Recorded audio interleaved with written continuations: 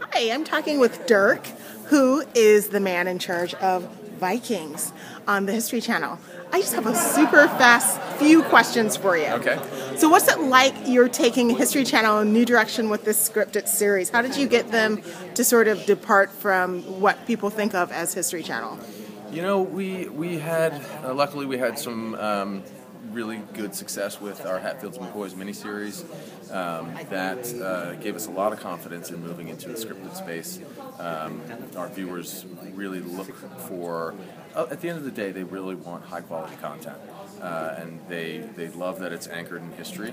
It gives us a really clear sort of unique space to develop projects in. You know, everything's going to be historically based, and the Vikings just happen to be a subject area that we knew would work for us, just from doing documentaries on the Vikings and episodes of series on documentaries on the Vikings. So as a subject area, it was perfect for us. So the fans have really reacted so well. It's just everyone's talking about it. I've seen a couple of episodes. I really like it.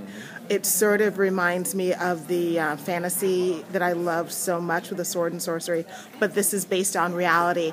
And how did you sort of get the idea to do this part of the Viking history? You know, this was really driven by Michael Hurst, who is the writer, showrunner, and really the driving creative force. And he's a lover of history. He devoured every book he could find on the Vikings, identified the characters he wanted to bring to life, and he's really responsible for building this world. You know, I wish we could, take credit for it.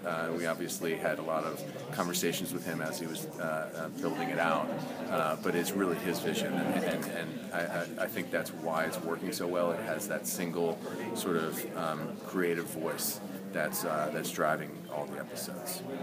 So is this going to be the anchor of scripted shows on the History Channel? Are you guys thinking about adding something new since you've gotten such a positive response to this, or more miniseries or another series We in definitely history? have other projects in development. The one that we've announced is it's with the same writer and producer from Hatfields and McCoys. It's an origin story of the Texas Rangers, which was kind of a dirty dozen. These guys were criminals that they ended up becoming Rangers, and it was just an amazing, true historic story. And we've developed that as a 6-part series. So we've got several other projects in development that are just too early to talk about at this point, but we definitely see this as an area that we can really own, this historic fiction. It's very exciting. It's such a fun direction for you guys. And with the Vikings, are you looking at other foreign stories? Or I know you're saying you're doing something with American history, but also since it is a international channel, I'm sure it would be appealing to other countries, as well as introducing Americans to history of other countries. Yeah, really, what we're looking for, and it's not.